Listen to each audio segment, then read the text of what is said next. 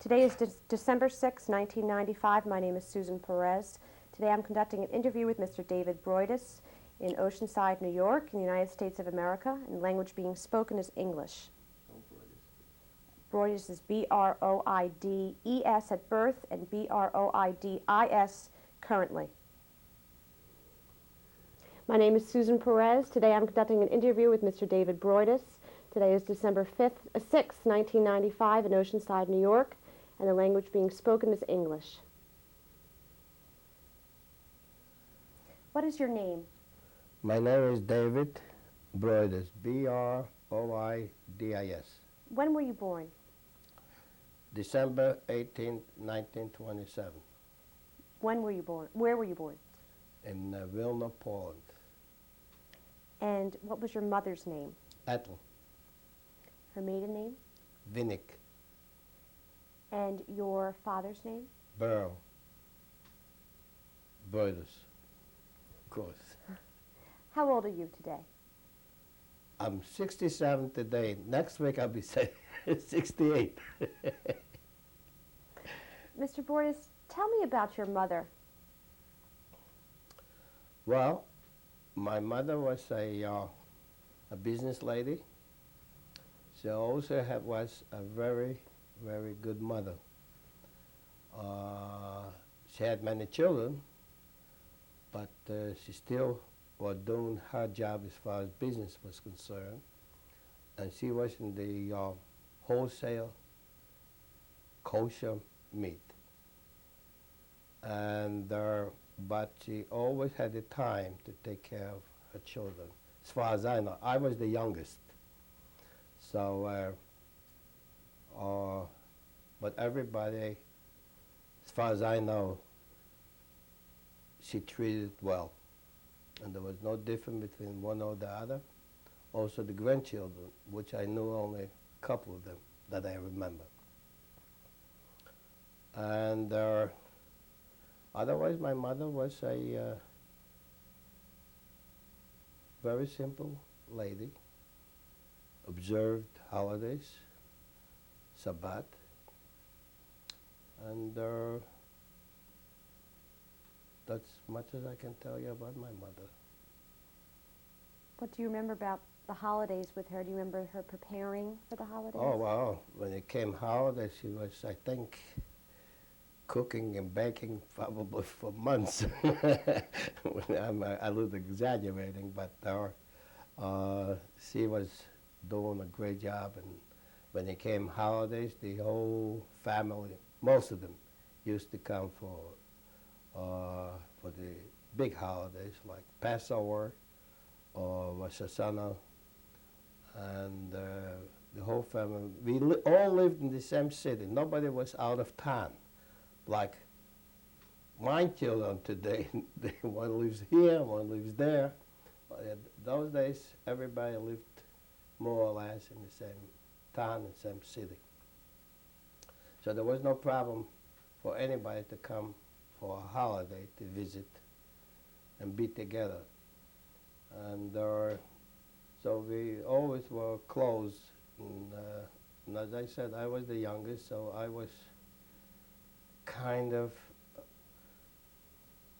closer with my younger sister and brother because they were younger. The older ones, they had already children, so to me they were like older people. And that's about it. So,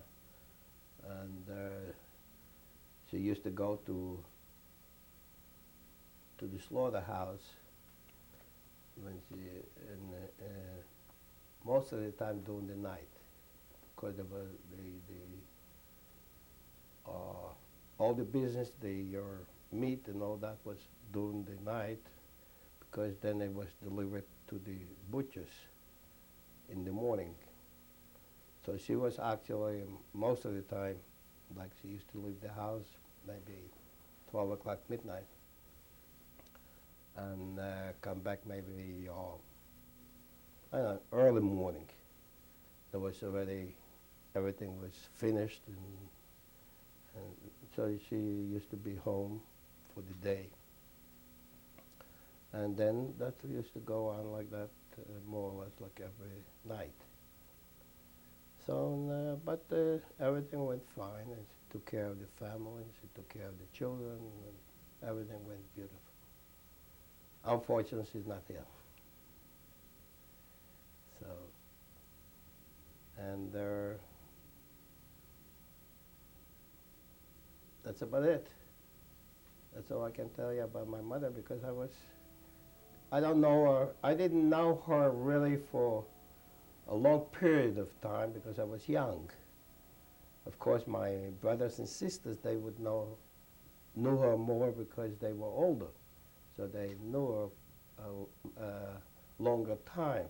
I knew her maybe for about 10, 12 years. Who were you closest to then? Me, as far as the parents are concerned, Yeah. mother or father Family. or family. Well, we were a close family. We were 10 children, but we were very close. There was no, like I said before, my mother didn't make any difference between one or the other. Maybe they spoiled me a little bit because I was the youngest already. But otherwise, everybody was equal, and everybody was the same, and she didn't make no difference between one or the other, as far as I know. And unfortunately, the war broke out, and then they took her away from the ghetto. Before the ghetto, where did you go to school? What did you do? I went to a boys' school, and it was called the Dr. Tzemach Sabbat, which was one of the nicest schools in Vilnius. And there was no girls. You couldn't fight the girls. So all we had is boys. But it was nice. It was great because a special that I can recall is at the winter time. I used to put on my ice skates and go to school with my ice skates, but you weren't allowed to go into school with ice skates. So a block or so before, I used to take off my ice skates and hide them so I can go into school. But it was very, very, very enjoyable just going to school with the ice skates. And in Vilnius, when there's winter, there's winter. It's really cold, and but it's healthy because it's not windy or it's not humid. It's just cold, dry, very dry. And once the snow comes down, it stays. And then the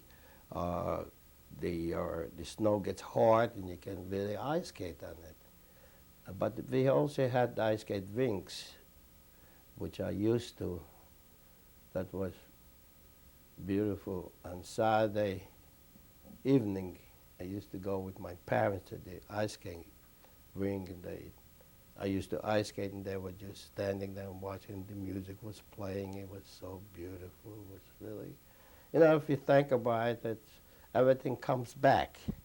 But today you try not to think about it because it's a long time ago, and but those things do come back. Like you asked me, where did I go to school? The school was a great school. It was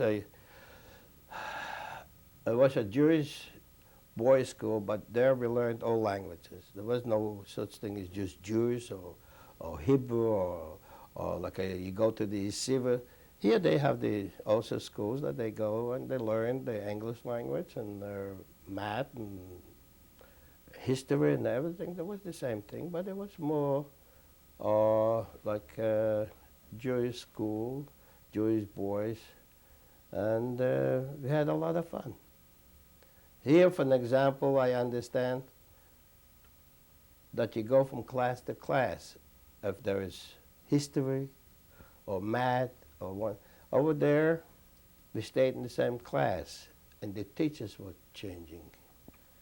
And let's say if you wanted, if you had a class of Polish teacher came in, or history teacher came in, or math teacher came in. But you stayed in the same class. You didn't go out and in and out from the class, from room to room. That I learned from my children, that they have to go from room to room.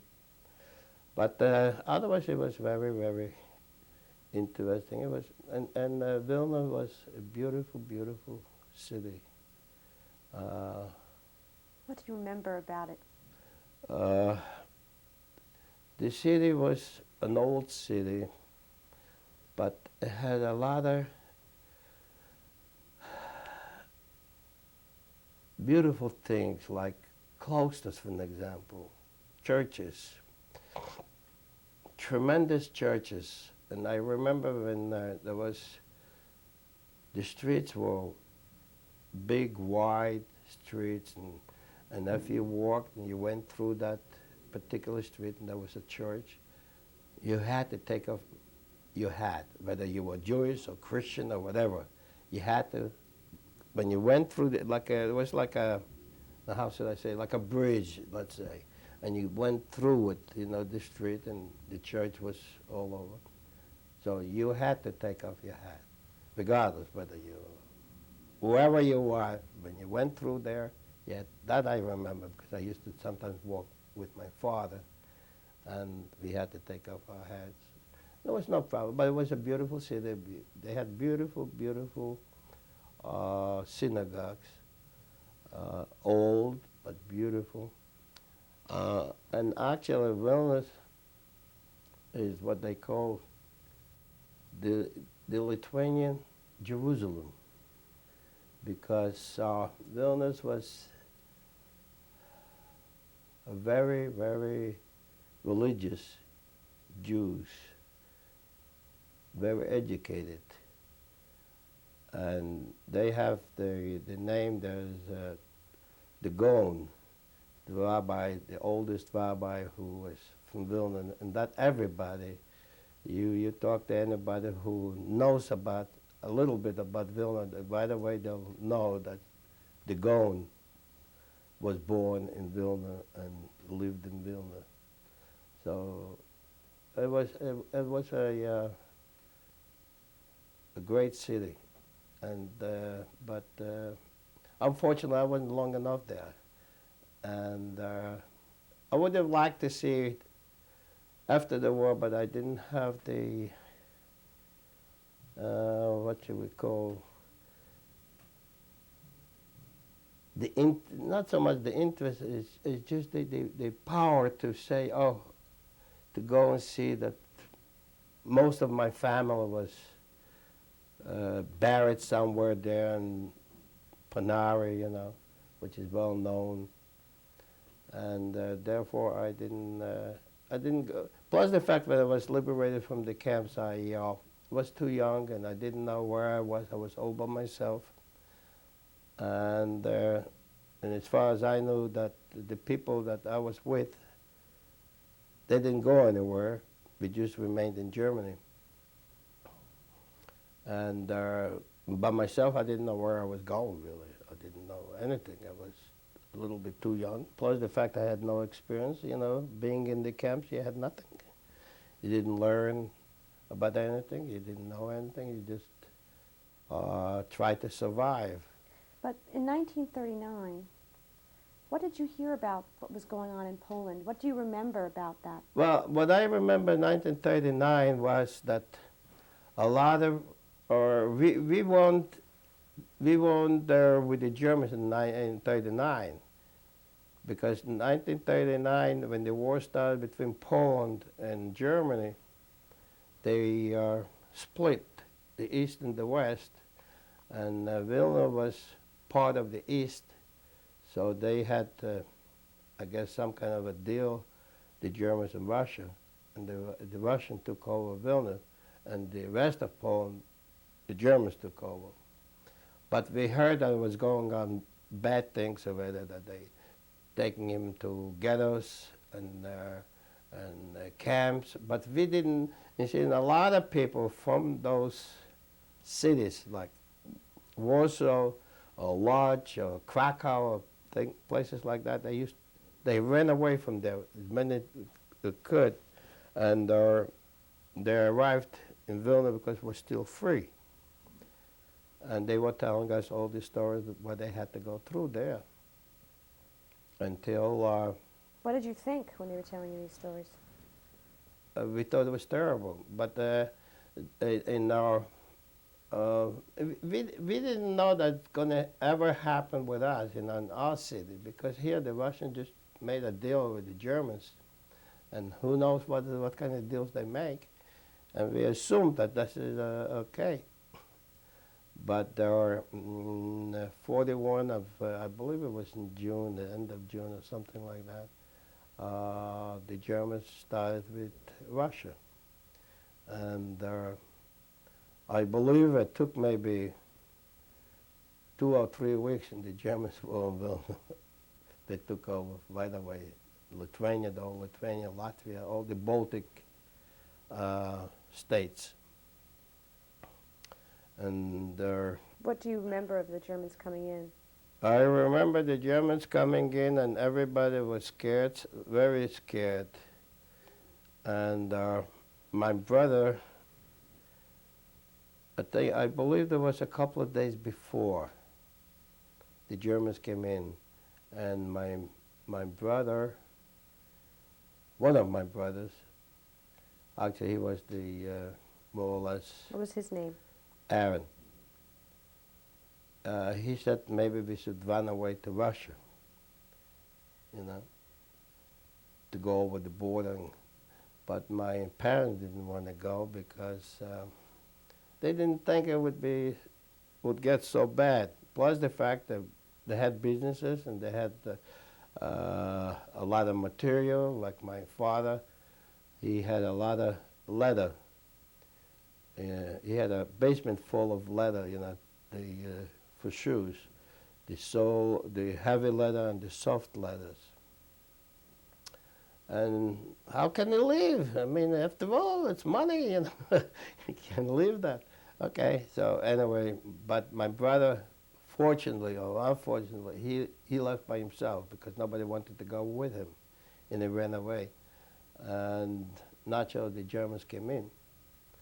When the Germans came in, I would say, maybe a couple of weeks later, we heard from one of his friends, my brother's friend, that he was shot on the way to Russia. So we figured he's gone, And we didn't know anything about him until after the war now. We found out that he was actually in Russia, and he lived there for a nice few years, and then he came back from Russia, which he got very sick because he was in Siberia. And he was very sick, and he came back to Poland, and I found out about him in maybe 56 or so. What was his name? Aaron. No, the friend. Oh, the friend, I don't know this friend. And so I found out that he was in the hospital in Poland, somewhere in Poland, I don't know. But I don't remember exactly how I found out which hospital he was in Poland. And I mean, it was, when I think about it now, I said, I can't imagine how I did that all to find out what hospital and where and so forth. And I finally got in touch with him, and I called, and he told me that he has to have some medicine to get well. So I said, okay, can you get my prescription or whatnot? So he just told me the name of the medicine. I didn't even know what he was talking about. But I wrote it down, and I went to a drugstore here in New York. I won't mention who or what, but here in New York, and I told him that I needed the medicine for my brother who is in the hospital, very sick. And they said, no, you can't get it. You need a prescription. It's a very dangerous drug or something like that. I said, listen, but I need it. It's my brother. He's in Poland. He's in the hospital. You know what's doing there. You can't get nothing there, absolutely nothing. And so here and there, I finally got it. I paid for it, and I got him. I sent it to him, and he got better. And then he went to Israel.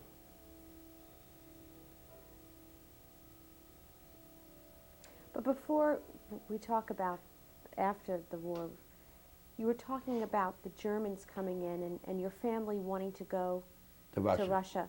What did your family decide to do? What were you talking Just about? to stay, not to go. They just decided, like I said, my father said that he's got so much material, a basement full of leather and all that. I mean, where is he going to go? And we had a beautiful apartment and everything, and so we decided not to go. And of course, I was just the baby there. So, and there was my mother and I, and the rest were out. So we remained, we didn't go. And then the Germans came in on a Sunday, that I remember. They occupied Vilna on a Sunday. 3 weeks later, exactly 3 weeks, they came with a limo, picked up my father. And they said that he's, I don't know, whether they thought, they said because he's a businessman, but I don't think that was the reason.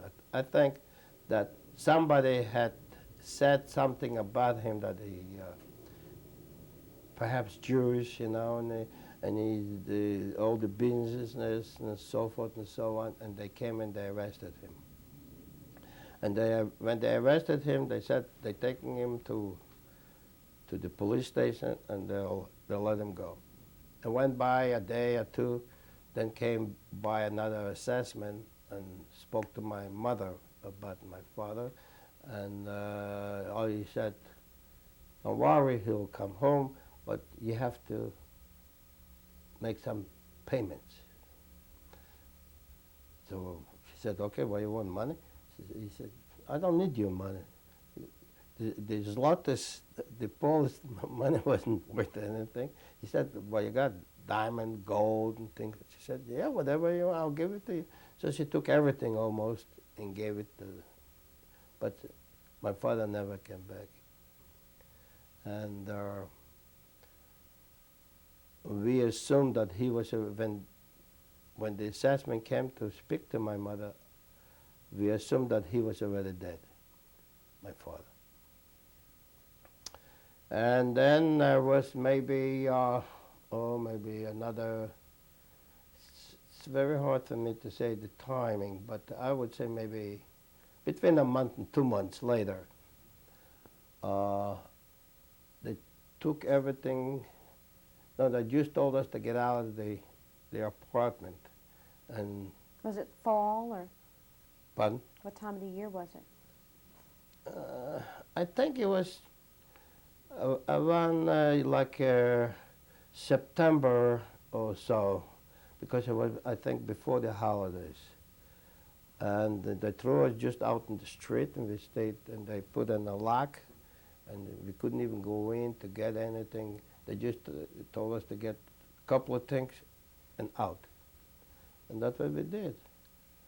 And they locked up the apartment, and we never were allowed to go back to the apartment inside. And then they put us in together. Who were you? Your mother and? My mother and I. And then, of course, the rest of the family was there too, but they weren't together. They were on their own, with their own families, with their own different streets or whatnot. And but once we got into the ghetto, which what they did, the ghetto, I don't know if you know what a ghetto is. A ghetto, what they did, they took a few blocks and they closed off. I don't know. Do you know? I'll give you an example. Do you know where the East Side? Do you know Delancey Street, Clinton Street, Houston Street? You know that area? More or less something like this. Yeah, and they closed off the streets. They put up high walls, and all you had is like a opening for people to come in and go out as far as work was concerned. But then they threw you into those houses, and let's assume a room like this here, there were maybe 4 or 5 families. And that was very bad. The ghetto was not good. And they gave you a small bread, I remember, for a week. That's all. And then they gave you a little flour and things like that. And that's what bothered me more than anything was my mother, because she didn't have what she needed to survive. And so that I was at that time very young. But in the ghetto, they took people to work. In other words, they took you carry rocks and stones and bricks and hard labor. And so I registered to go to work, and I'm very little now, and I was even smaller than today. But anyway, and then you were in a group, maybe 30, 40, 50 people, and you had the Jewish star on your chest you had to wear. And you weren't allowed to walk on the sidewalk, only in the gutter. So what I did, I used to go out of the ghetto with a group and risk my life, more or less, and take off the star from my chest and sneak into the sidewalk and go over to some Polish neighbors and see if I could get something, either a piece of bread or a couple of potatoes, so I can bring in for my mother. And that was another risky thing, to come back into the ghetto, because they frisk you and everything, So We'll continue on the next tape. okay.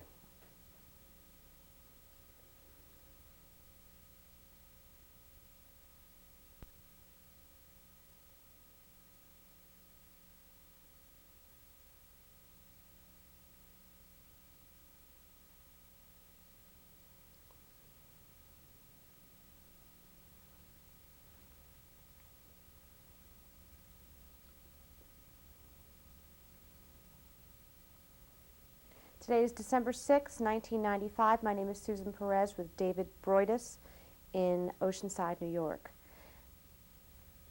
Tape number two.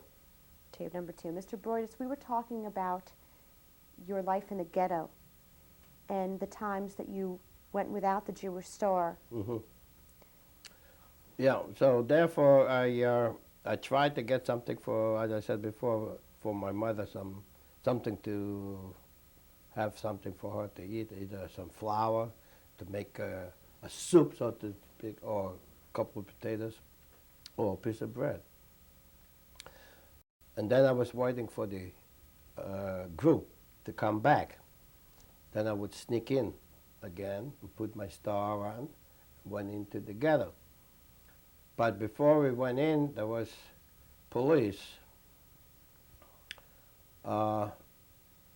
Most of them were ghetto police, in other words, Jewish police. And they were frisking you, and see if he's not bringing in anything. A couple of times they caught me, and they, what do you call it, the last? Whip, Whip about 10 or 15 times, 10 lashes. and they took everything away. But sometimes we went through without being checked. And that helped a lot. My mother, at least she had something. And that was going on for last few months. And then I was... What were you talking about with your mother? What do you remember? It's very hard to say what we were talking about 45 years ago, or 50 years ago, really. But 50 years. Do you remember what you were trying to think of doing? Or? You couldn't do anything. I mean, I was a youngster. My mother was a middle-aged woman. There's nothing we could... we just complained that it's terrible, what's going on. People getting killed, and people getting murdered, people getting shot, We heard about Panari, that they took a lot of people away with it. And then they... What did you hear about the Panari? that they took him to first to the prison, and maybe a day or two later they took him to Panara, and they just put him in front of the the grave, Ditch. and they just with an automatic killed him, automatically, and then they just fell in. I believe last year they had a big togetherness in Vilnius, in Panari, from all over. They came from Israel, they came from the States, and they came from all over. I really didn't know about it. Perhaps I would have gone, but anyway. But when you were with your mother, you were talking about, did you talk about this together, about what they were doing? What was going on, yeah. And also that they already had taken away most of the men. The first they took away the men from the ghetto, which was all my brothers, my brother-in-laws, and then they left only the women and the children. But after that, after they took them away and everybody was gone, so to speak, they started to take away women with children, with small children, babies, things like that.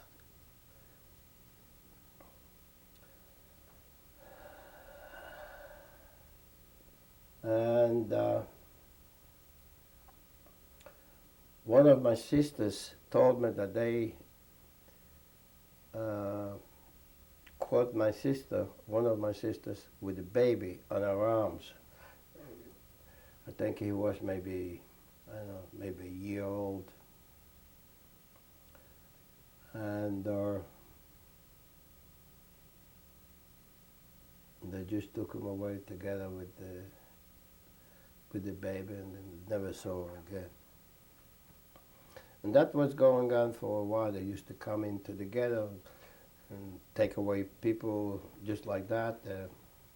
Whenever they wanted to, they came and arrested them, and that was the end of it. Meanwhile, I was working in a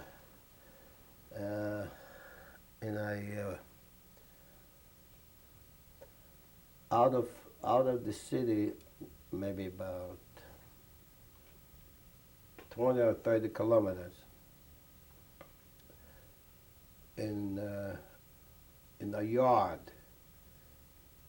and we were there maybe I don't know, maybe 10 people. One afternoon they came, the Germans, with a truck, and they took us, they put us on the truck, and that was the end. We never went back to the ghetto. And we were going down, that I'll never forget. We were going down the street, driving with the truck. We were all in the back, And we said to ourselves, if the truck makes a left turn, then we're going to Panari. If the truck is making a right turn, it means we're going someplace else. Unfortunately, made a right turn. Made a right turn, and they took us to the train. They took us to the train, and they put us into, those cattle cars. And we were going maybe, I don't know, maybe 2 days or so, I don't remember. And we came to Riga, Latvia, to the camp. We never went back to Vilnius, to the ghetto, like animals. They just pick them up from the street and throw them in, and that was the end of it. We stayed in Latvia.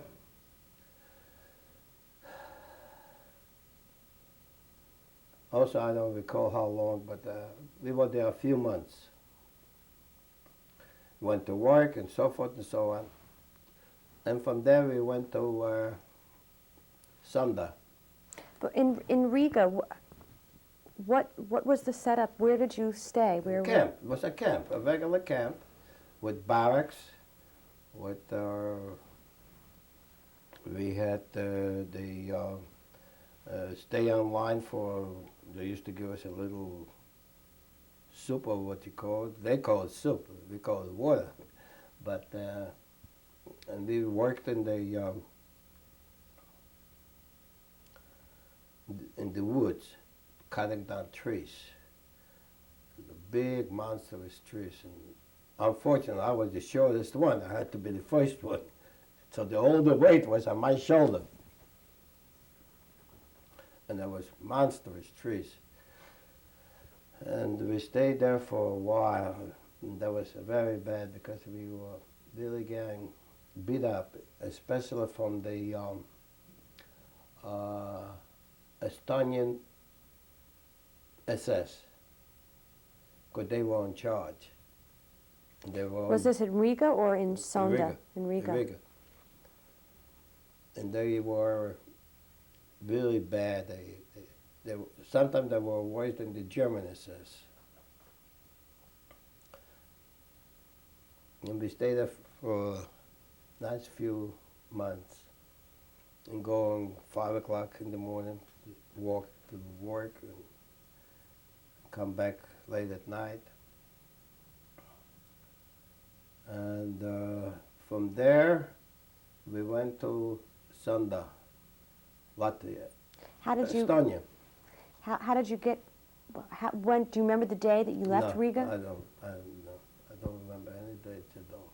All I remember is just more or less whether it was cold or warm or what. The only time I remember is Bukovan, the last one. So how did you get to Sunda? We got to Sunda by train, because it wasn't so far. Estonia and Latvia is not so far. And we came to Sunda. There was a camp again, and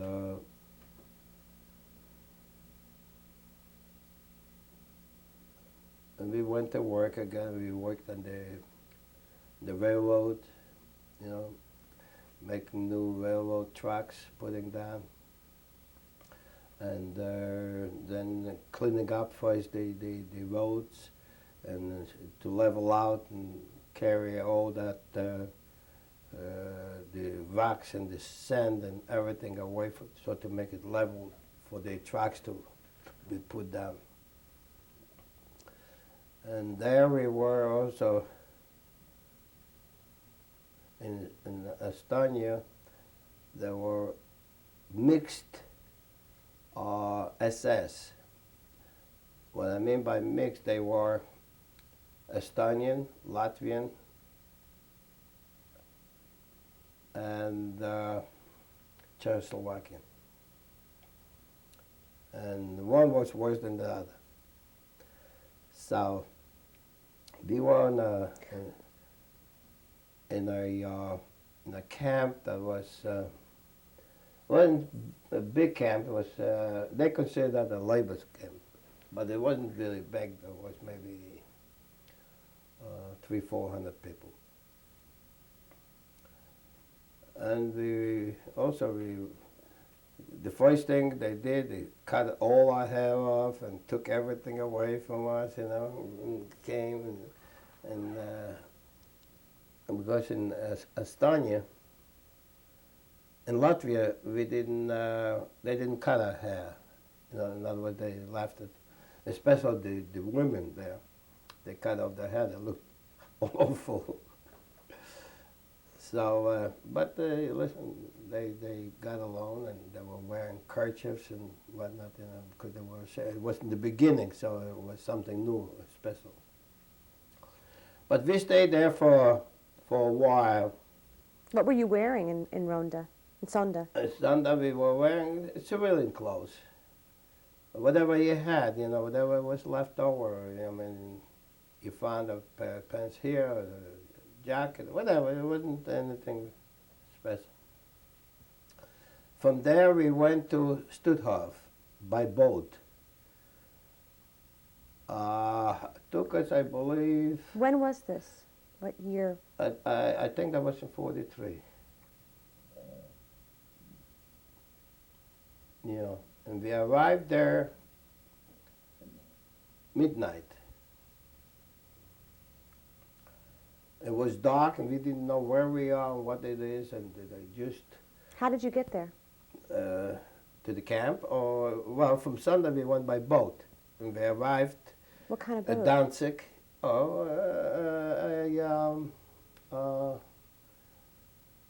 It wasn't a luxury boat, I guarantee you. It was a commercial boat, maybe a fisherman's boat, I don't know. But everybody was on top of the other,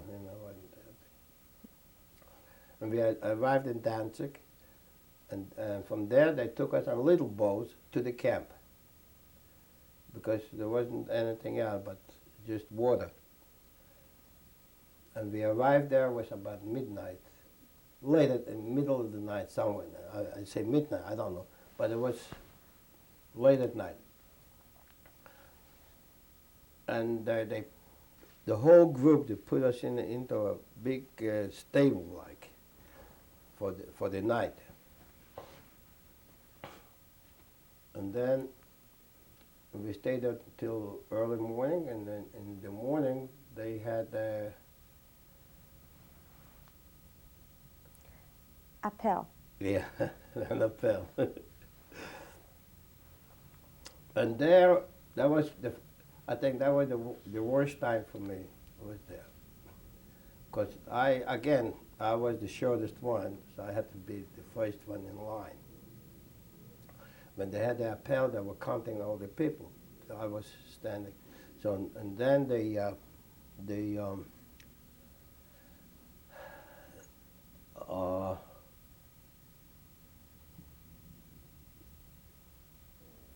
believe it was the lieutenant, the captain, whoever, the assessment, put out an order that all the youngsters would come forward. Sämtliche Jugendliche austreten. You don't understand, but that's what it means. All the youngsters come forward. All the youngsters, I had some friends with me and all that, they all came out.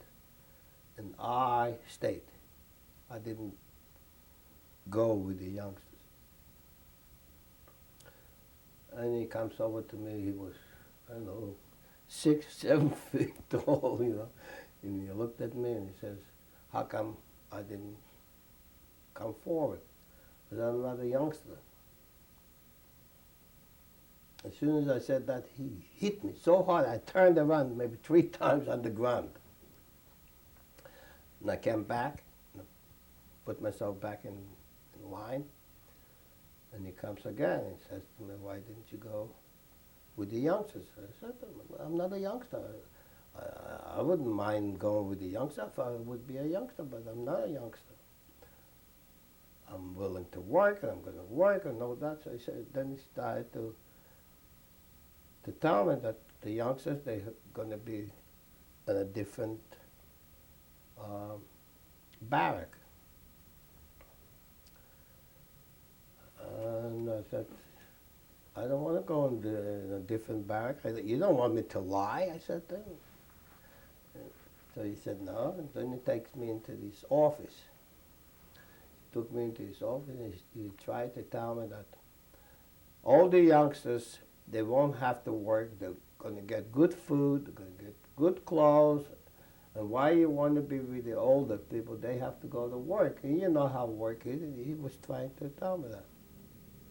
I said, that's very nice and good and fine. And I said to myself, why is he pushing me to go to the youngsters?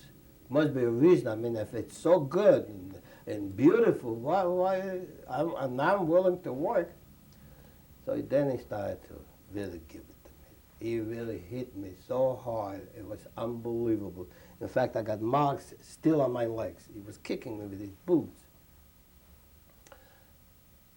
Till finally, somebody came in, another assessment, and was talking to him, and he called him out. I don't know what. So he went out of the office, and I ran out. And I ran out, and I went back to the barrack there. Already the people were in the barracks. And they put blankets on top of me to cover me up. They shouldn't see me and everything. Then I got my number. Once you get the number, it was already a little better. But that camp was the worst. The worst because that camp was run by green triangles. Okay, the green triangles means they are criminals, and they weren't. And they were all, either they were Germans, criminals, you know, or they were maybe from other countries, and they were in charge of the camp, and they were unbelievable. I remember there was one man that he had no arm, you know, with one arm. He was the worst. Everybody knew him. What was his name? I don't know, but he was German, but he was just unbelievable. He was hitting and kicking. It was unbelievable. But anyway, and there you used to get a slice of bread and go to work early in the morning, and used to get some soup at night. Water, not soup. But when everybody was going to work. God bless you. Everybody was going to work. I didn't. I didn't want to go because I knew wasn't good. But I used to go maybe twice a week to a certain place to go to work. The certain place was in a bunker. You know what a bunker is? They used to keep potatoes there for the SS. You know, tons and tons of potatoes. Now, the train used to come in with potatoes, and you had to unload the potatoes, bring it into the bunkers. But the potatoes wasn't the main thing. They had their dry onion, dry, sliced onion, but they're dry. They were dry. And that was the best thing. And you weren't allowed to take anything or even eat or anything. And if they catch you, you're dead. Who cared? Didn't care. You die, you die. You know, I mean, it didn't matter. So I used to go there and steal a couple of pieces of onion, and then I used to sell it.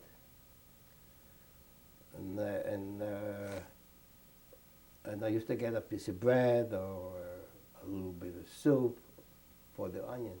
Who would you sell it to? See, they were people, the Stubeltester. You know what that is? Stubeltester means that they were in charge of the barrack. And they had privileges. Not they had privileges, they used to steal more. They had the occasion to have an extra piece of bread and things like that, you know. And for them a piece of onion, they had enough bread anyway. So it was good, you know, something different. And that was that. And I was there I don't know, maybe 6 months. And it was hell. Who were your friends? Who did you know there? Who did you Well, stay with? the old people that was from Vilnius, I knew the people. In fact, one Sunday, it was on a Sunday, I was in the bathroom to, I don't know, to get a little water or something like that, and there was one man also from Vilnius, came in and said to me, "Dave, come out, your sister is here," And there was, were wires, of course, There was on one side were women, and the other side was men. So and I ran out, and I saw my sister from far away, but she saw me too. So that was the first time in all the years. I didn't know she was alive. She didn't know I was alive. But after that, we didn't see each other anymore. What's her name? Which sister? It was Anna. Anna and Esther. I got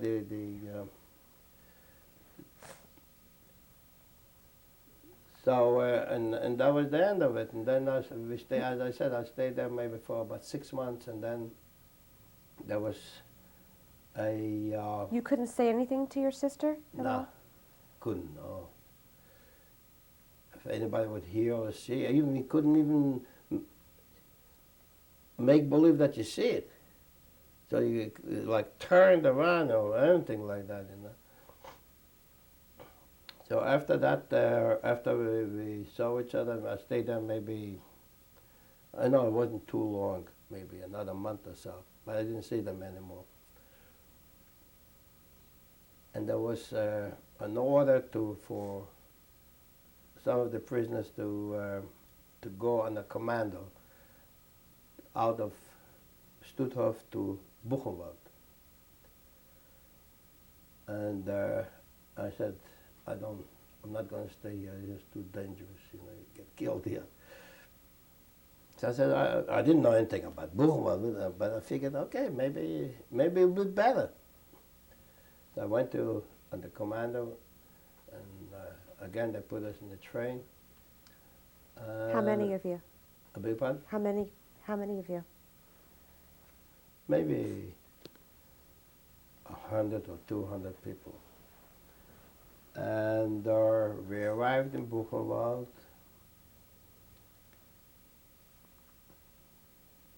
Again, it was at night. And they put us into a room. And everybody was saying, "We're going in here. Make sure there is a window. If no window, means a gas chamber." What did you know about the gas chambers? We heard about the gas chamber. We've seen, incidentally, to go back to Stutthof with the appel. What happened after the appel, all the youngsters, the next day, they were all gone to the crematorium. All of them. And I watched how they marching to the crematorium. You saw? Yeah. So, when as I said, when we arrived in Buchenwald, the people were saying, "Make sure there's a window. Nothing you can do about it. If there is no window, nothing you can do." But So,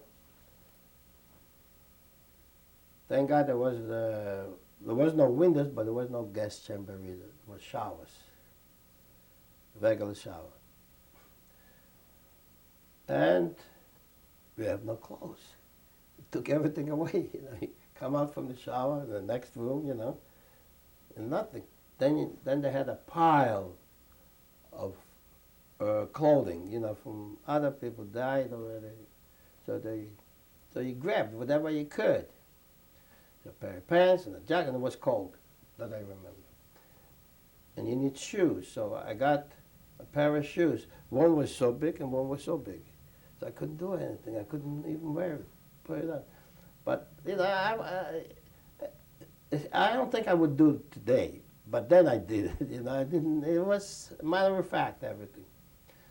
So I went over there with one man in charge, and I said to him, "Listen, I need a pair of boots. I can't walk like this, you know." So like he owes it.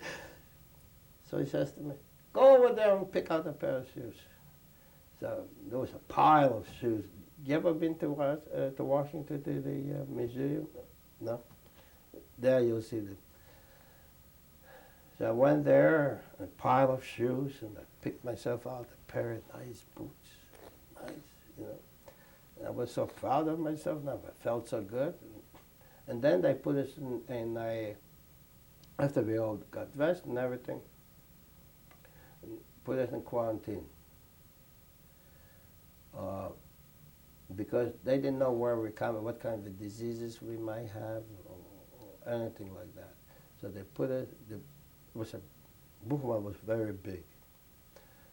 Part of it, bottom of the hill, was quarantine. In other words, it was also camp, but you had a gate that you couldn't come up to the regular camp. And there was a man, I'll never forget him, by the name of Gustav.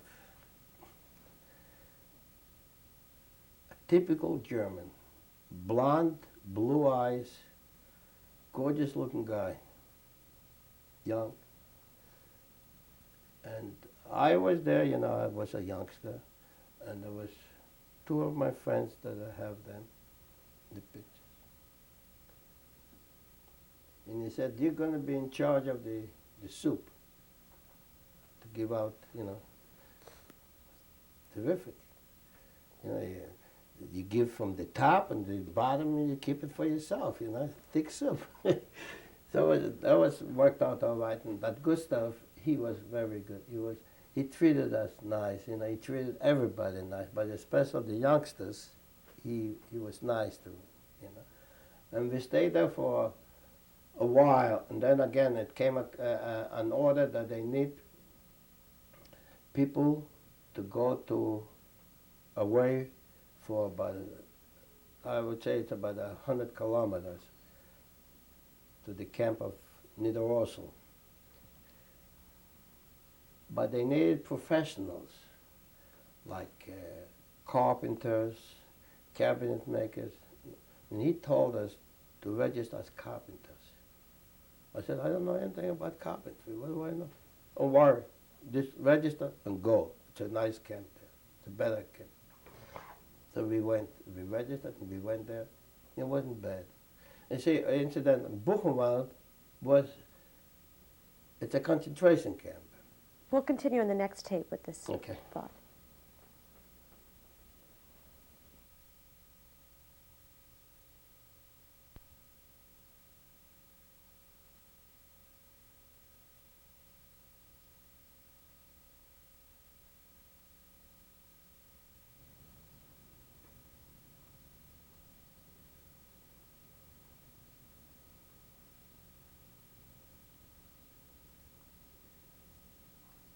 This is tape 3 of David Broidis, December 6, 1995. My name is Susan Peirez.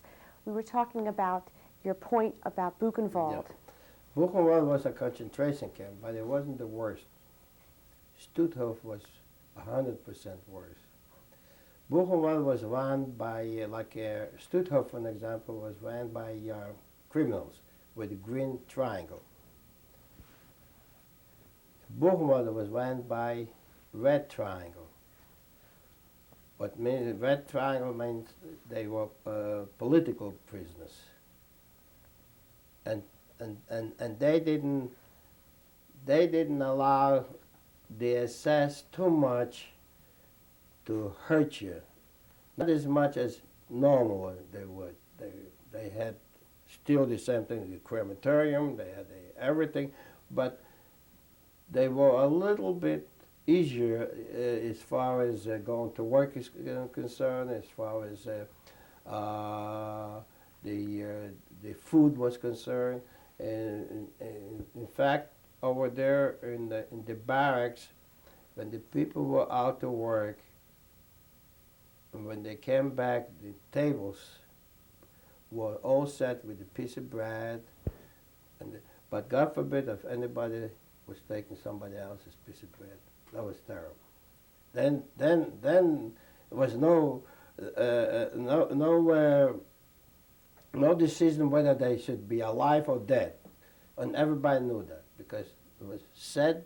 Everybody had their table and their piece of bread, and they weren't allowed to take anybody else's bread. In that respect, it was a little bit better than Stutthof. The Stutthof was very, very bad.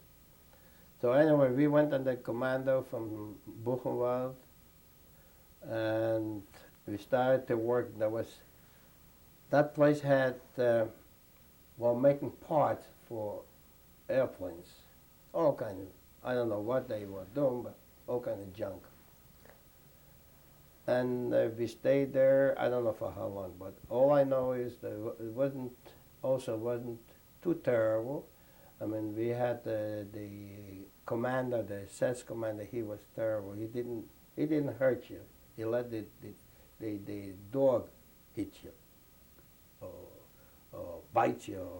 He was, and they call him the sabaka. You know what a sabaka?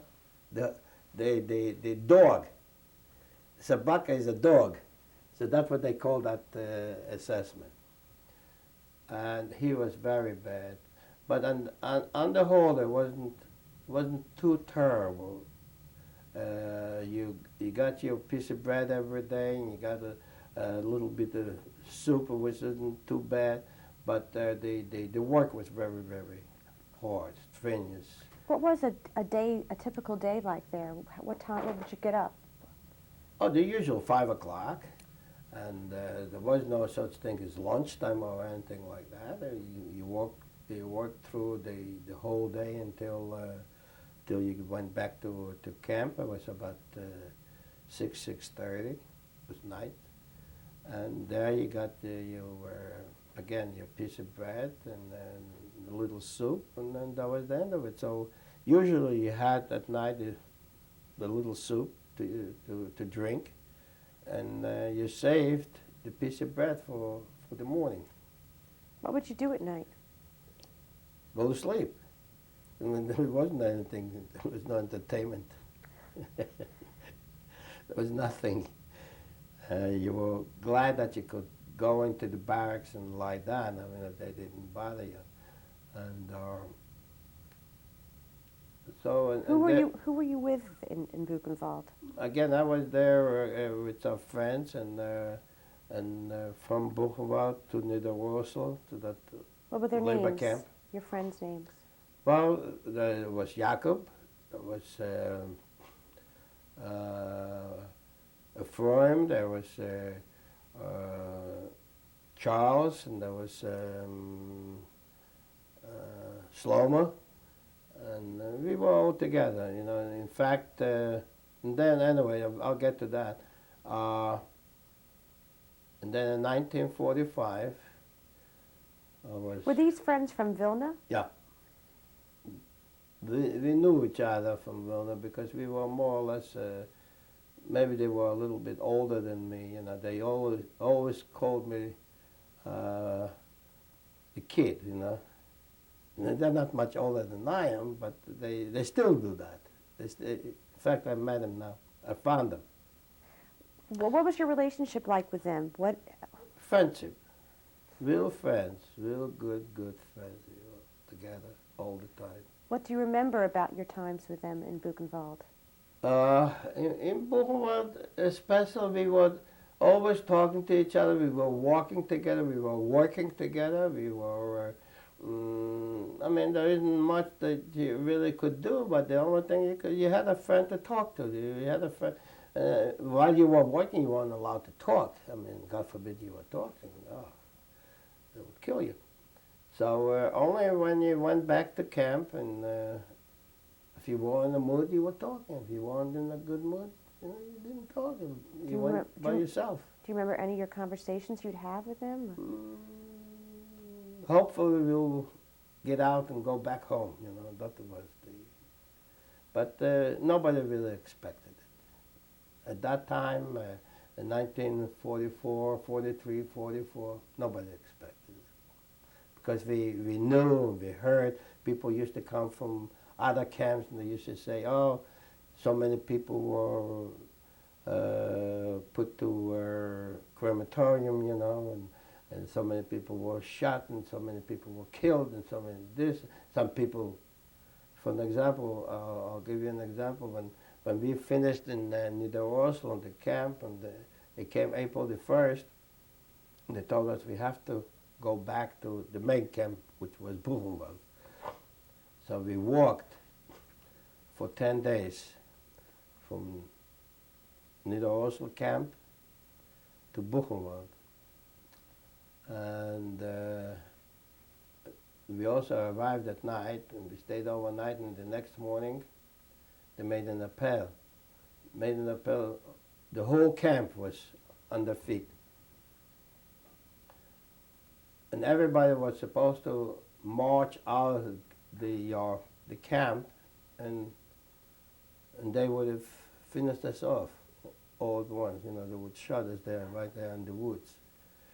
But fortunately, the American planes came over our heads, and the SS disappeared. We couldn't find one SS for a mile. Right away, they disappeared. And maybe, I don't know, an hour or 2 hours, I can't be exact, the American soldiers came into the camp with the tanks and all that. And of course, they were so good, you know, they throw chocolate and candy and, you know, all kind of things. It was very good, but it wasn't good. It wasn't good because people started to eat and they died because they had nothing to eat, you know, and all of a sudden they get chocolate. You know, that was the worst thing, you know. So, but Why didn't you eat? I don't know. I don't know where you know, my mind, my head was completely. I didn't know what happening. You know, all of a sudden we, so to speak, free. You know, I couldn't imagine what it was all about. And my friends, you know, they came over to me, and we stood together and we were talking, and I said, "What are we going to do now? You know, now you're free. You don't know, you don't know. You have no family in a strange country like in Germany."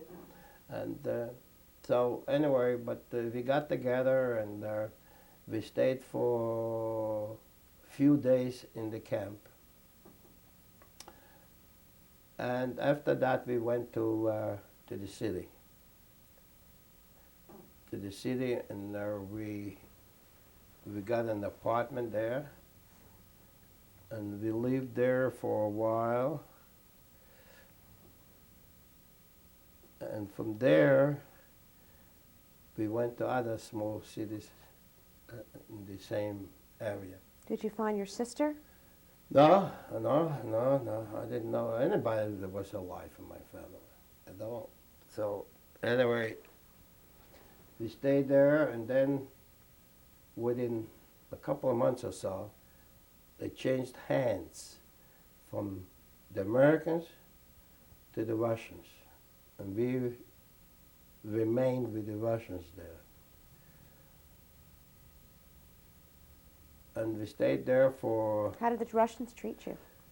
Well, we weren't in the camps with them. They needed us more than we needed them, really, you know, the Russians, because they couldn't speak the language. You know, all they knew is Russian, and they couldn't get anything without the German language. We spoke pretty good German, you know, because all the years we were with them and working and all that, you know. And then we became translators for the Russians, from German to Russian, you know. We used to go, for an example, to arrest. We found out somebody was an assessment, you know, and he wasn't there. So we went with the Russians to arrest them, you know. And then you had to make a whole report. So we used to tell them what he said, what this said, you know, so translation between Russia and German. But So you would have contact with these SS men Yeah, and then we used to take him to Buchenwald, you know. What would you say to him in German? What would I say to him? That they were terrible. Why did they do all that? And then, of course, they were saying, "Oh, that wasn't us. That wasn't me. It wasn't this. It was the Führer. You know, the Führer, the Führer." And I said, "Well, you didn't have to do it with the Führer. I told you he was only one. You were thousands, millions of you." But that didn't mean much, you know. And then the Russians used to say, "Okay, he's guilty. Let's take him to Buchenwald." We took him to Buchenwald, put him there. And they stayed there. For, I don't know for how long, because we didn't stay too long. We didn't like the whole idea between the Russians, you know. There wasn't. It was Russians, you know, really like the communists, you know. And we didn't go for that, so. So we decided to go back to the American zone. Now, how you get back to the American zone? You have to smuggle, you know. You have to find somebody, pay him off, and take you over the border.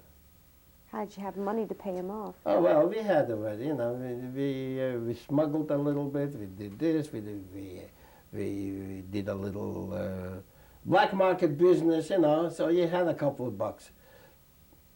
So we did that, and we came to the border, and we came over to the American zone, and it was in Kassel, the border, and we stayed there.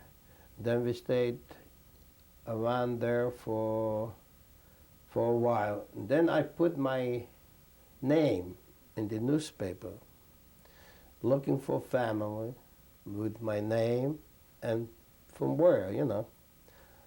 And my sister's daughter, husband, my nephew,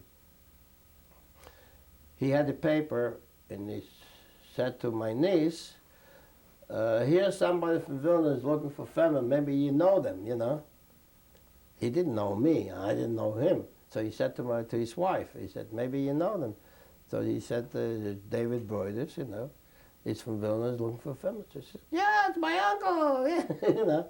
So and she told her mother, they were together. And I got a telegram that where they are.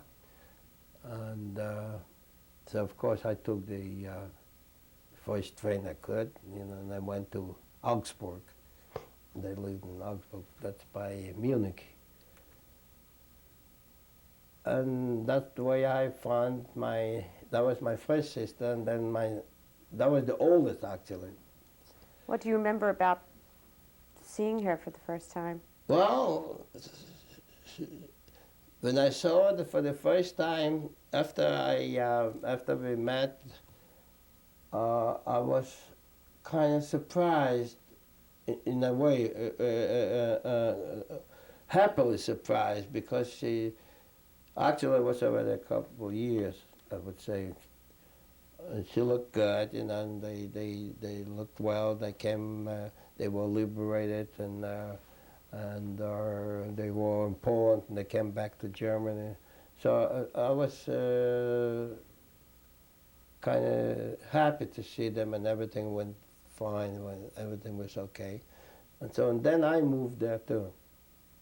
And I stayed there until 1950, till I came to the United States. And how about your other sister? My other sister was still in Poland, and then from Poland she moved to Israel. And she stayed in Israel, and she's been in Israel ever since. And the oldest sister, the one from Augsburg, she passed away, unfortunately. And the one in Israel, Her name is? Anna. No, the one who lives in Israel. Esther.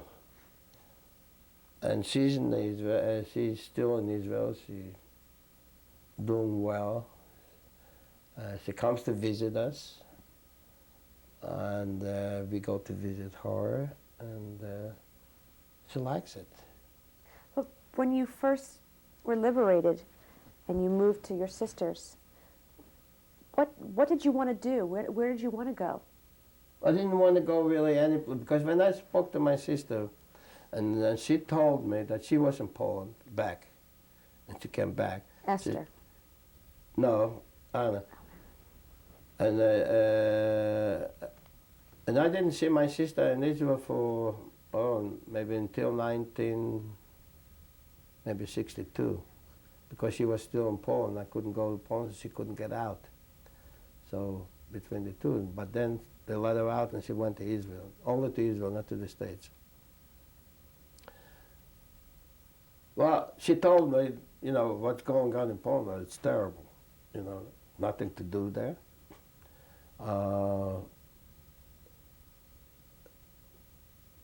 Jewish people weren't allowed to do anything, even if it's after the liberation and so forth.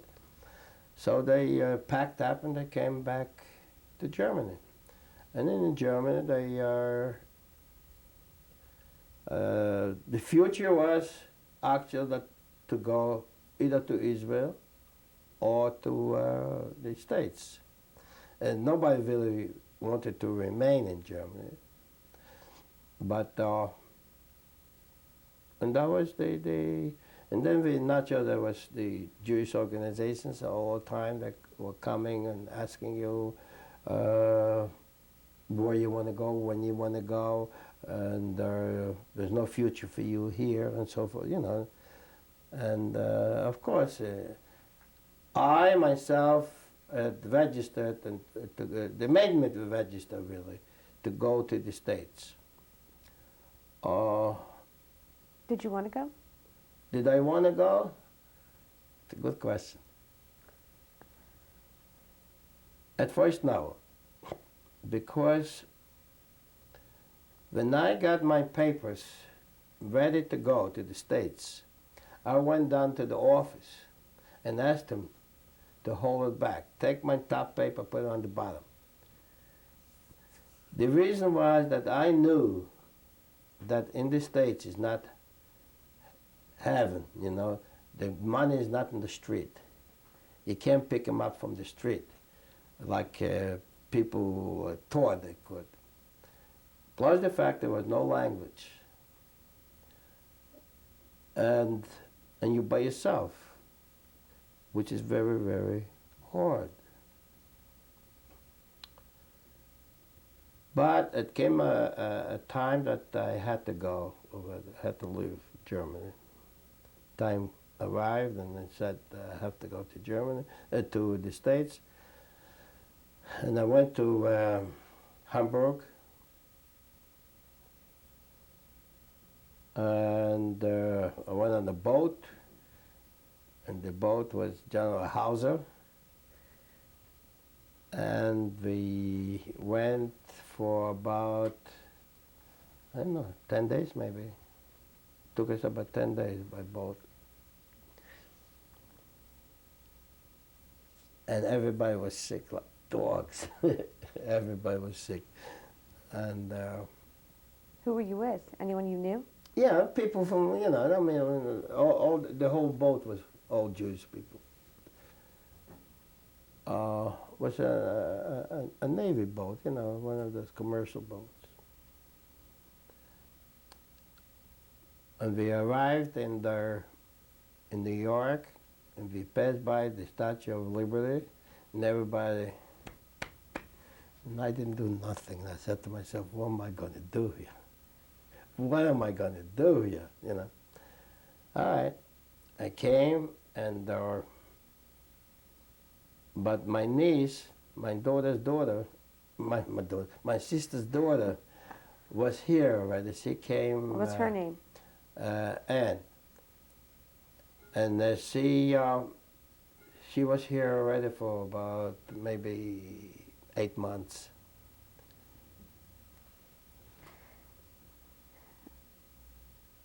And so I came off the boat, and they gave me that card, that green card. And where they lived on Houston Street in Manhattan. You know where Houston Street, I'm assuming. And I was stuck there. Couldn't go nowhere. I didn't know the language. It was very bad. What'd you think of New York City? Well, actually, I didn't see much New York City because I remember coming down from the west, 14th Street, and it was at night, and I remember S. Klein. I know you don't know them.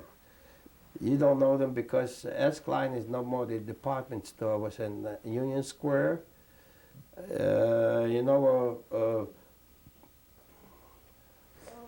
I think it's an apartment house there now.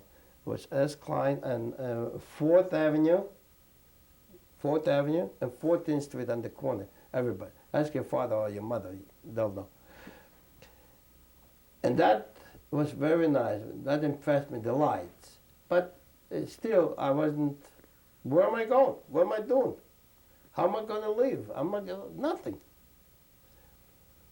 And that was going on for a while, and I was getting desperate, you know. I used to go down in the street, and there were so many people walking. Everybody was coming to me. I couldn't understand a word. They're asking me questions. I mean, there's so many people walk. Why me? So anyway, so I finally got myself a job by sunglasses, assembling or whatever they did, and that wasn't nothing. And after that, I quit the job, or they fired. I don't remember. And I went to visit a friend in Brooklyn. And I was walking in the street, and I really didn't know where I was or anything like that, but I went to visit them. And as I was walking in the street, I seen like an old two-family house, really old, dilapidated. But the door was open, and I looked into it, and I see a woodworking shop.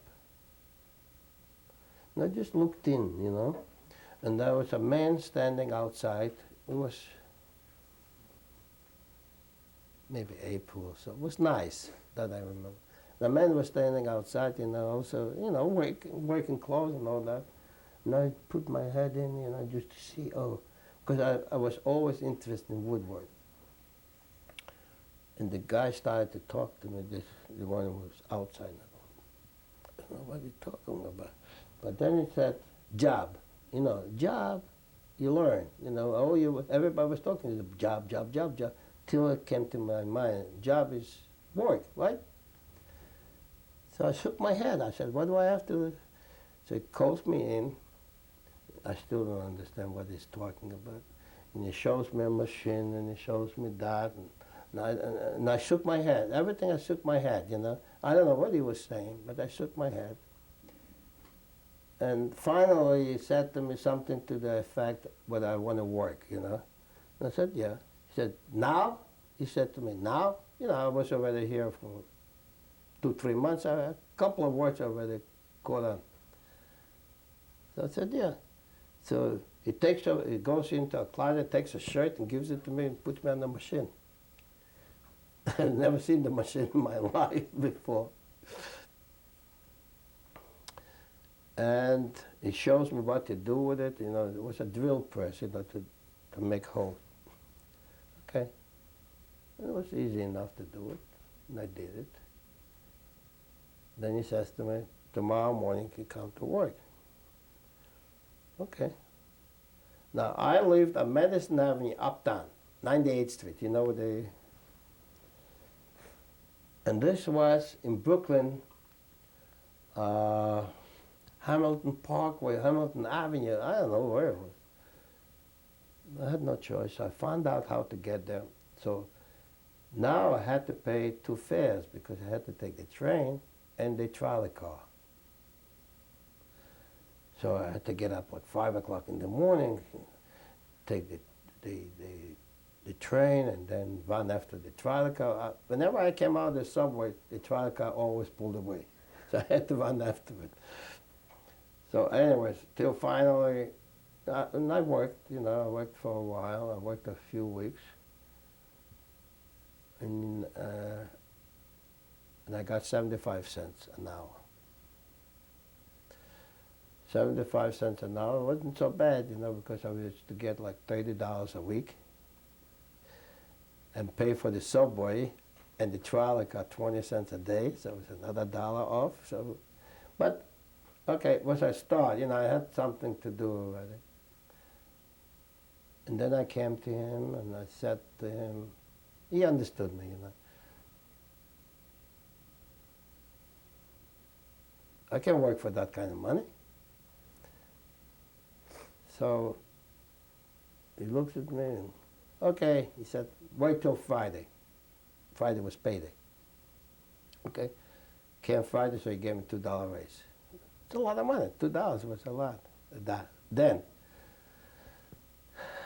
okay, I worked. Then maybe a couple of weeks later, I went back again, you know. And then I seen him, why did I do that? Because when I was working on that machine, you know, I used to see that he used to be behind me and watch me, you know. And evidently he liked what I was doing. So I had the chutzpah, so to speak, you know, to say, hey, if you like it, pay. So anyway, so a few weeks later I went again and he gave me another $2. So anyway, I made about $35 already a week. And then we moved.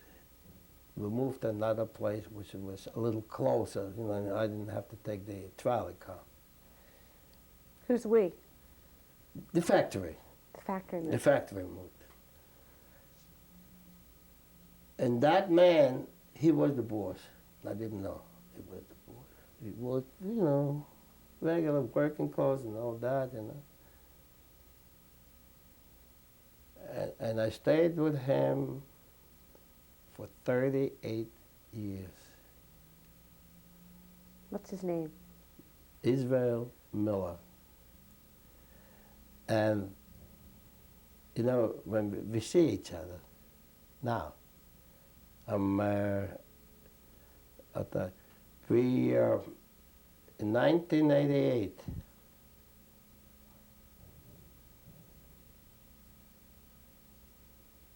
he asked me whether he should sell the business. And I said, okay, let's go sell the business and see what happens.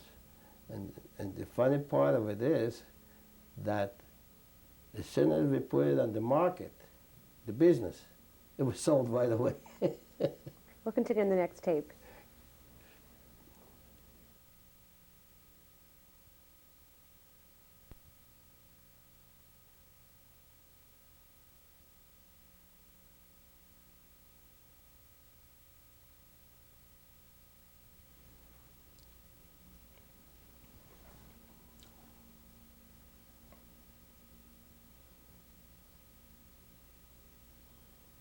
This is tape 4, December 6, 1995, David Broidis. My name is Susan Peirez. How did you meet your wife? Well, that's a long story, too. My friend, when I came to this country, I found a lost friend on the subway. He was walking with his wife on the station. I believe it was in the Bronx. And they were passing by me, and I didn't look at him, but I looked at her because she had nice legs. So who am I going to look at, him or her? And then the train came, and doors opened up, and we went into the same car. And all of a sudden, somebody comes over to me and says to me, David? David is in German. I said, yes. And he says, it's me, it's Alex. And I haven't seen him only maybe 2 years. What's his last name, Alex? Pozit, P-O-Z-I-T. And how'd you know him? We were also liberated together in the camps, and we were all this time in in the same town in Germany. Buchenwald and Niederössel, you were together with him? No, only in Buchenwald. But after the liberation, we were in the same town. So anyway, and his wife, he was here, like I said, about 2 years or so, because he came here before. But I didn't recognize him because when he left Germany, he was built nicely, round face. And all of a sudden I see somebody so skinny, so thin, no face. But anyway, that was him. And she was a good-looking woman. So anyway, and so we got together. Of course, I lived on Houston Street, and he lived on 2nd Street, which is 2 blocks away. We got together all the time. And then I didn't have much, but I started to work, as I said, and I bought a car. That was the first thing for me. For $50, I bought a car. And I was driving, and he didn't need insurance, he didn't need anything, in those days. And we used to see each other and everything. And then he said to me once, Dave, you know my wife is pregnant. I said, yeah, I know. So he says to me, she's with her mother in the Bronx. She stays there because she was with a big belly. So she stayed with her mother in case she has to go to the hospital. Well, you know how old-fashioned women, that's the way they. But he said, I would like to go to a nightclub. There's a singer from Israel came, and I would like to go to see him. You want to come with me? I said, sure. So he said, but will you do me a favor? Go with me to pick up my wife in the Bronx, and we go to the nightclub, which was on 52nd Street. I said, no problem. And I couldn't speak English. And I go up with him to his mother-in-law in the Bronx. And there was her girlfriend, my wife. Now, you ask me how. Your wife's name is? Shirley. So I said to my friend, I said, Alex, what are you doing to me? He said, she said, you go by yourself, so this way you go together. I said, what am I going to do? So anyway, we went to the nightclub. We sat down. I paid for everything. I didn't say one word to her because I couldn't. So I was mad at him. I was spending money for nothing. Okay. I took him home because they lived right across the street from each other in the Bronx. I took her to her house. I shook her hand, like an idiot, and goodbye. That was it. 5 years went by. I didn't see her, didn't hear her, nothing. I came by again to my friend, and my friend wasn't home, but his wife was there, and we were talking, and she said to me, Dave, what's happening with Shirley? You never call her, you never do anything. I said, who's Shirley? I didn't need it then, I had my own way of it. So she said, we went to the nightclub together and this and that. Oh, yeah. I said, okay. She said, do you want her phone number? I'll give it to you. Okay, give it to me. So she gave it to me. I put it in my pocket. Forgot about it. Maybe one time I put on my jacket or whatever, and I found the telephone number. And then I realized who it was. And I said, what the heck, let me call. So I called. I called her up, and the first time when I met her, she was wearing a fur coat, nice. So I said to her, I don't know, you want to go out or whatever? She said, okay. I said, but you have to meet me downstairs in the street. She said, you won't know who I am or what I am. I said, yeah, you still have your coat? She said, yeah. I said, just wear that coat, I'll know who you are. Actually, the reason she agreed to it because they were working in the apartment painting or whatnot, so she didn't even want me to really come up. Okay. So that's the way that's the way it ended at first, then it started, and ever since. And you're married how many years? Last September was 40. How has it been talking to her about being a survivor? We really don't talk too much about it.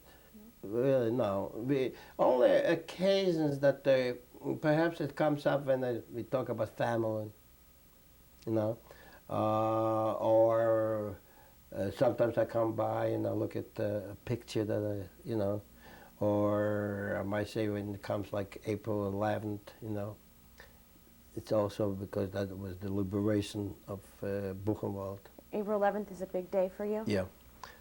And but otherwise we don't really. I don't like to talk about it too much because you know. Why? It's too much of a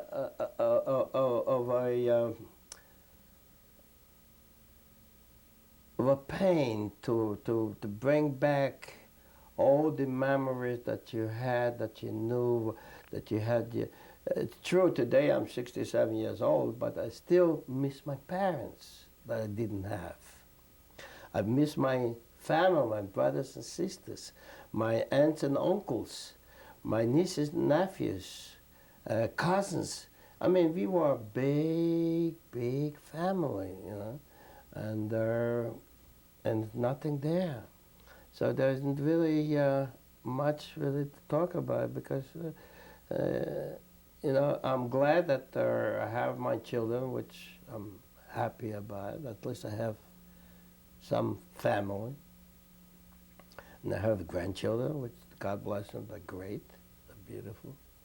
And that's the main thing. But to go, occasionally, see, even when I come with my friends, if I, let's say my friend from Florida, if I go there or he comes here, and we are very close, we call each other at least once a week. Which friend is this?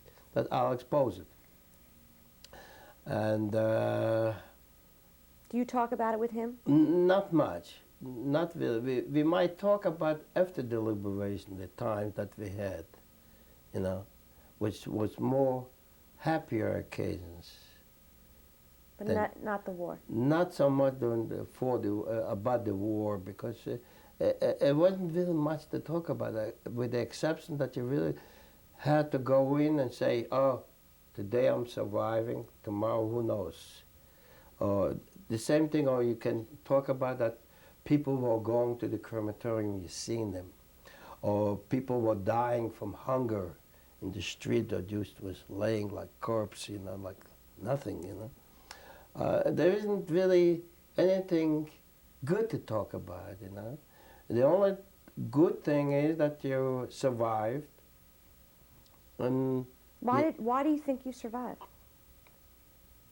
I would say it was God's willing. I mean, nothing that we could really do about it. We didn't. It's not like a soldier goes to war, fights, whoever suits better or better killer survives. That was luck. It's only pure luck. There wasn't anybody that could do anything about it. You know, if they came and they took you, nothing you could do. You couldn't say, oh, I'm intelligent, I'm educated, I'm young, I'm old, I'm middle-aged, or whatever. That didn't mean absolutely nothing. It's just, as far as I'm concerned, I think it was pure luck, whoever survived. Whoever survived, with the exceptions, you know, you had to maneuver a little bit, you know, to run from one place to the other. If you weren't caught at that time, you were a survivor. But look, I assure you that my brothers, they should rest in peace, they were much smarter than I was. They were older than I was.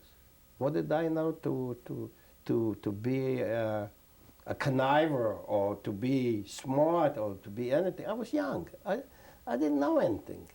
You know what I mean? So therefore, they didn't have that luck. Unfortunately, They were taken away just. They fell in the line and they grabbed him, they took him, and that was the end of it. And there was nothing they could do about it. Not that they weren't intelligent, they were business people.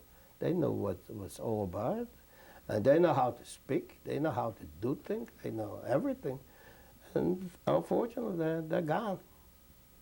So the same thing was with my parents. My father, I mean, they came, they took him away for no reason whatsoever, just because he was a businessman.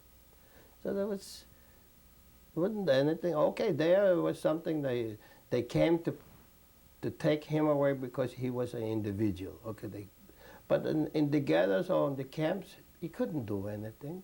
If you fell, that was tough luck. Or they needed people to put him in the crematorium. They took whoever came. Or like in the beginning, in the ghettos, they used to take the women with the children, whether they were young mothers or they were old mothers, whether the children were young or old. Like I gave you an example in Stuttgart when on the appeal, when they took me out and all the children there. In fact, some of those boys that we were at the same time, their sister is still in Philadelphia, you know. And I was right next to them. There were two brothers, and they were holding hands, and they went out. The next day, I saw them going to the crematorium, and that was the end of that. So, well, the luck. Do you think your faith had anything to do with it? How is your Jewish faith? Is it important to you now? More important? My Jewish faith was always important. I was always proud of my Judaism. I'm not a religious person. I'm not a fanatic. My parents were Jewish. No, I'm Jewish, period. You know what I mean? It's not that I adopted anything like that. I didn't change my beliefs. I didn't become fanatic. I'm still the same like I was at home, like I was with my parents. And but I was never will I deny that I'm Jewish. I wouldn't want anybody else to change their mind because I'm Jewish, you know, and they should become Jewish or not become Jewish, you know. Like a lot of people my age in Germany, they married the German girls. I mean, it was fine. I mean, as far as I'm concerned, it was their business. But it didn't work out, you know. It didn't work out because after a while they started to fight and argue and du bist ein Jude and du bist ein Deutscher, you know, and it didn't work out. You understand that, don't you? Okay. But I'm not saying there's anything wrong with that. I mean, that's for individuals, you know. But I believe I'm Jewish. Yeah, I was born Jewish. I am Jewish, and I hope to be the rest of my life Jewish. And I hope my children will be this. As I said, I don't tell them what they should do or they shouldn't do. They should go to the temple or they shouldn't go to the temple. They do whatever they think is right. Do you think that just talking with us today is a step towards understanding you as a survivor? Do you think this talking helps today? In what way? That I'm a survivor? I know I'm a survivor. I don't know what you mean. How do you really. feel about coming and talking today? Well, the only thing I can say is I'm glad that I can speak and say what actually had happened, like from more or less from A to Z, more or less. But that doesn't. I still wouldn't go around and talking about myself that I'm a survivor, and it's something that had happened to me and happened to the Jewish people in Europe, and of course it feels good that people are interested in it. Yes, that somebody is willing to listen. Frankly, I wish I could do the same thing what I'm doing now in front of a German press. Let them know really what that meant, being in a concentration camp, being without food, being without clothes, working hard from 5 in the morning till 6, 7 o'clock at night. I'm sure they know, but I'm sure you heard about it too before you start the business with this. But it's not like you hear it now, like you hear from each one individual. I wish the German people would have the opportunity or would have the occasion to do the same thing and show it to them. Show to the German people, really. You know, we had a time in Buchenwald that the Americans used to bring truckloads of Germans into the camp to show them what really happened to people, you know? What really happened in the crematoriums. What really happened that the people were just laying in the street like dogs, you know? And they brought them in. They brought every day the American soldiers used to bring truckloads of the Germans, you know. Some of them weren't willing to come, but they made them come. And I think that but you know, whether it's good, certainly it's good. For the future it's good. Hopefully, that will never happen again. Because something like this is inhuman to do something like that. You know, okay, it's true. When people go to prison, you do bad things, you do the wrong things, you put in prison, you deserve it.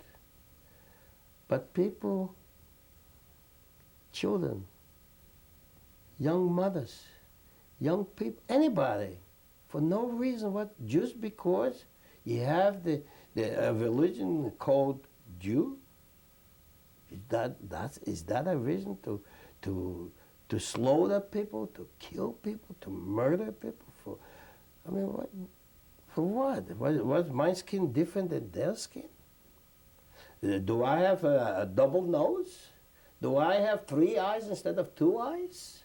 I mean, is there something different? But nobody knew that I lived in Germany for 5 years. Nobody thought that I was Jewish. Nobody. I didn't look Jewish. That's what they told me. I don't look Jewish. I didn't speak Jewish. I spoke German. They didn't even know that I was a Jew from that I was in the concentration camp. So it shows you that just because of religion, because you take Ireland. What are they fighting for? What are they fighting for, really? Ireland. You got the Catholics, and you got the Protestants, right? So why should they fight? Just because they doesn't believe in the Pope? So what? Well, we appreciate you talking with us today, Mr. Broidis. My pleasure. I'm sure. Thank you very much. My pleasure. We'll bring your family out now. Yeah, I hope. Thanks very much. Hold it right there. Introduce your family for us. Okay, to my left is my lovely wife for over 40 years, Shirley Broidis. And behind me is my lovely, beautiful daughter-in-law, Felice. And next to her is my son, Gary. These are the representation of your family. The other daughters cannot be here today. Unfortunately, my other 2 daughters and the grandchildren, which are 4, are not here because they live in Connecticut and it was hard for them to come. The children go to school, and plus the fact that it's a little too far. Gary, what has it been like for you being a child of a survivor? Well, I think I've considered myself very fortunate when you take a look at what my father's been through, especially during the years that he experienced what he had done. Sometimes it's really hard to imagine. And I think it's really given me a sense of who I am and where we come from and what it has taken to get here. And I think it's very special, this occasion, and it's nice what Steven Spielberg and all of his associates, including yourself, have done. Mrs. Broidis, you're sitting there smiling. How have... Well, I'm sorry what my husband went through in Europe, but I'm very happy that he came to the States. And it was a very nice day for me meeting him and spending 40 years together. 40 years. What's the And 2 days.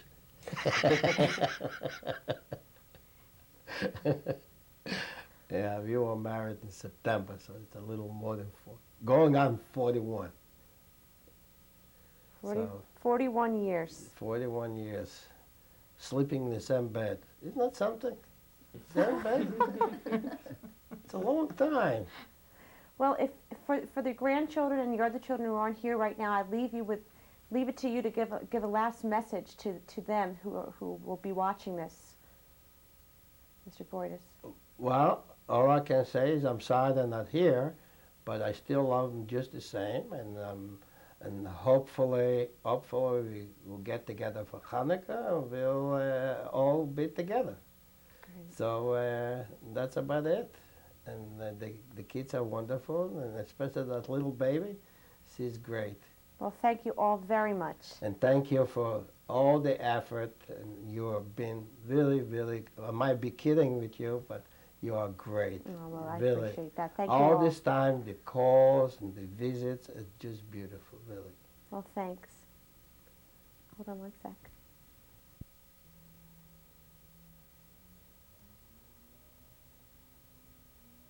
This is December 6, 1995. My name is Susan Peirez with David Broidis. Mr. Broidis, who is in the photo here? This is my oldest brother. I would say that was taken in 1931, 32, something like that. Here is with his wife, Your brother's name is? Moses, and his wife, Leah, and his oldest son, who I would say was maybe 3 years old in the picture. He was approximately my age. And because I was the youngest of the whole family, so therefore we were approximately the same age. What was his son's name?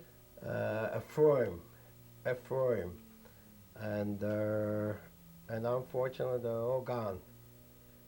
They're not here anymore. But my sister-in-law, his wife, she was a great lady. She had her own how you call it, I would say like a factory for ladies' underwear, or whatever they call that. And, Lingerie. right, and and she had 3 children, but she was a great, great lady. This is it. Who's in the photo, Mr. Broidis? That was me in 1945, and we were liberated with a older friend who was in the same camp, and we were liberated together. You were on the left? I'm on the left, and the older man is on the right. What's his name? His name was Chaim, and he's also gone now. He unfortunately died in Israel. And that was in as I said, 1945, right after the liberation. And what are you wearing? I'm wearing a prisoner's uniform. That's what we were wearing in Buchenwald, the striped uniforms. That was a couple of months after we were liberated, because I look here a little bit better than when I was liberated. Mr. Broidis, who is in this photo from left to right, starting with you in the back row? That's me, David, standing in the left. Next to me was another man who was in the camps with me. I don't recall his name, but we were liberated at the same time. Next to this man is Mrs. Ruth. She was also a survivor from Bergen-Belsen camp, and they came. That lady and the next lady, who's only the two ladies in that picture, the two of them came from Bergen-Belsen to Buchenwald to look for some relatives. And the next people? And they wound up with the two guys they married in the picture. And what are their names? One is the lady on the right is Mrs. Taff, and her husband is on the left next to me standing. He's sitting on the left. And his name? His name is Israel Taff. And next to Israel Taff is the lady standing next to him is her husband. His name was Haskell. And next to them, sitting in the uniform, also in the striped uniform, was another friend of mine. His name was Aaron. And his last name? I don't recall. And that was all taken like a couple of months after the liberation. Who is in this photo from right to left, starting with you? That's me, David, standing. And next to me is a fellow who was also with me in the camp, but I don't recall his name. Next to him standing is Joseph. We were liberated together. And His last name? I don't recall Okay. his last name. And next to on the left sitting is Leo. He's living now in Israel. I don't know. I know his name, but I have it. I don't recall offhand. Next to him is Shlomo. Shlomo is also in Israel, and there's a long story to it, but I won't go into it because I didn't see them for a long, long time, since 1946 until 1990.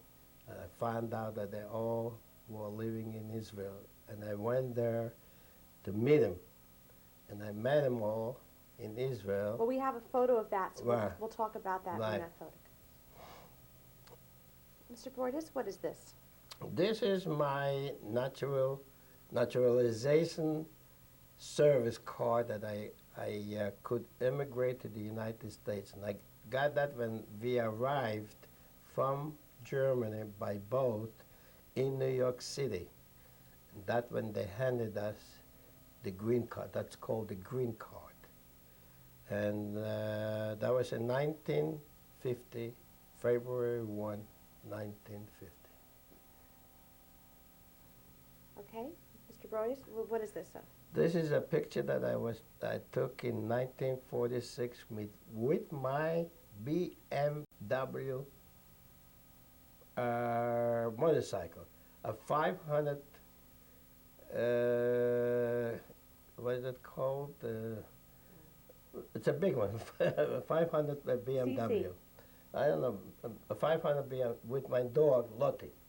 Was a German Shepherd, beautiful dog. He was bigger than me. That's it. Who's in this photo from left to right?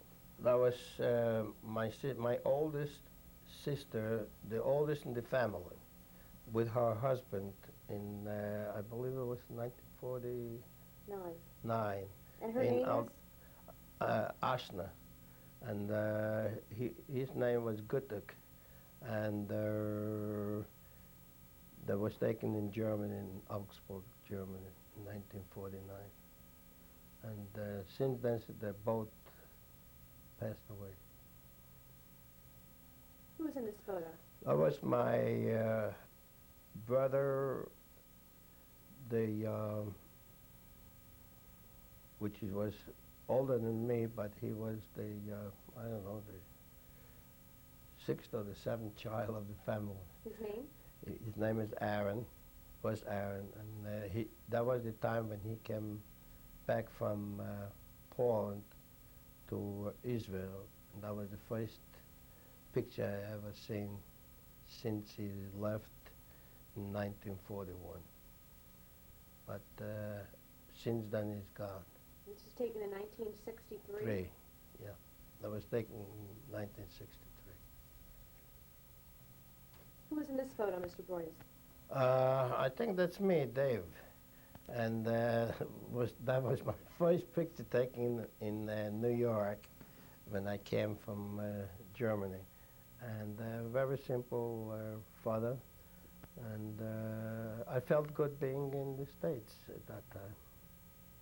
And that's about it. Who was in this photo from left to right?